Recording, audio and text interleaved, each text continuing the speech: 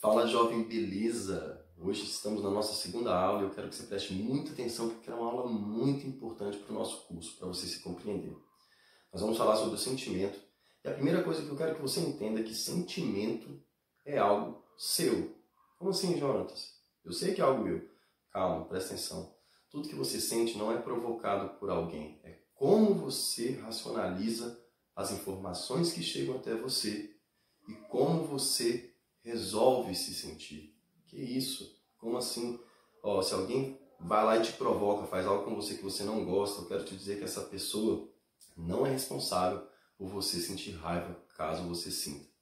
Você é a pessoa responsável por sentir ou não sentir raiva. E você vai entender bem no decorrer dessa nossa aula por que isso acontece, por que o sentimento é algo racional.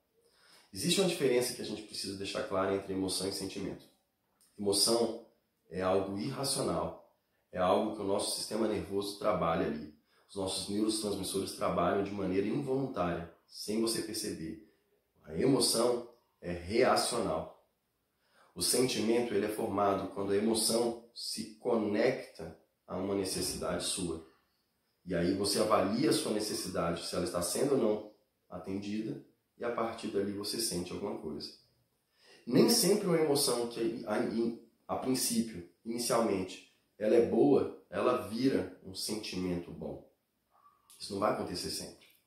E nem sempre a emoção que é ruim vai se tornar um sentimento ruim. A gente consegue trabalhar, você vai perceber nos exemplos que eu vou te dar, a emoção a partir das nossas necessidades, como que eu vou sentir algo.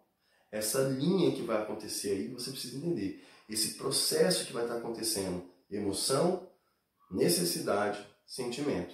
E antes da emoção ainda tem um gatilho que dispara a sua emoção. Às vezes você se provoca. Vou te dar um exemplo. Você escuta uma música que vai fazer você ter uma emoção. Você já sabe que vai se emocionar com aquilo ali. E aquela emoção vai se agarrar a alguma necessidade sua não atendida e você vai ter uma tristeza ou até raiva. Cuidado! Às vezes você sabe que você não pode lidar com determinada situação, que se você fizer aquilo ali, você vai ter uma emoção que vai se conectar a uma necessidade sua não atendida e vai se transformar em um sentimento negativo. E é isso que a gente vai aprender a trabalhar. Vou te dar um exemplo aqui de uma emoção boa, que tem um gatilho muito interessante, muito comum, que, conectando-se à minha necessidade, pode ou não se transformar em um sentimento bom ou negativo, positivo ou negativo. Vou falar um exemplo meu. Cheiro, olha, cheiro é o meu gatilho, ó, da comida da casa da minha avó.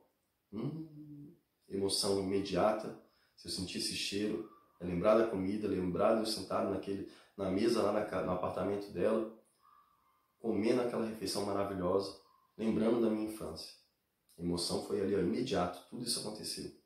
Só que eu moro a 2.000 quilômetros de onde minha avó morava. Ela já não está entre nós. Então eu não via minha avó toda hora. Eu não via minha avó todo final de semana.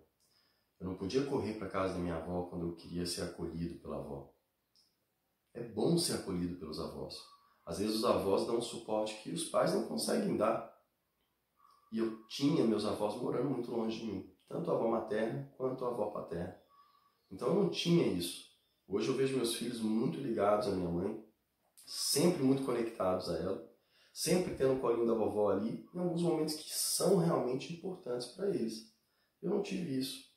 Então, de repente, aquela emoção do cheirinho da comida da casa da minha avó se conecta a uma necessidade minha que não foi atendida de ter uma avó sempre presente na minha vida. Isso por uma limitação chamada distância. Não tinha como eu evitar isso daí. 2.000 quilômetros é difícil de você compensar. E aí eu posso deixar aquilo se tornar um sentimento de tristeza, de que eu não tive uma avó sempre presente. Por outro lado, eu posso me conectar à necessidade de férias excelentes, de me divertir nas minhas férias e de como foi divertido passar férias na casa da minha avó e transformar aquilo num sentimento positivo para a minha vida. Então depende de qual necessidade eu vou me conectar. Se eu me apegar às necessidades que não foram atendidas, eu posso gerar um sentimento negativo. Se eu me apegar às necessidades que foram atendidas, eu posso gerar um sentimento positivo.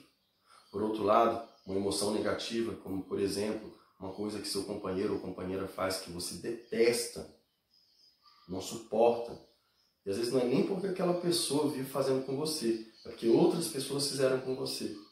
E aí você vai e importa aquilo ali para o seu momento atual. A emoção simplesmente reage àquela situação e você tende a ficar muito irritado num determinado momento.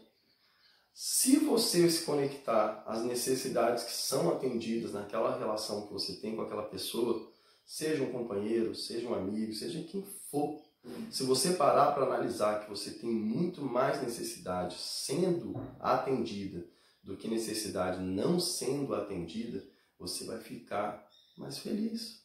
Porque você vai perceber que aquela pessoa te faz mais bem do que mal. Então por que você vai se apegar a uma determinada situação? Você pode chegar e explicar que aquela situação não é legal, não é uma coisa que te faz bem, se conectando a tudo aquilo que aquela pessoa faz bem, sem necessariamente brigar com aquela pessoa, criar uma determinada confusão com aquela pessoa. Então que fique muito claro para você que o seu sentimento depende de como você se apega às suas necessidades.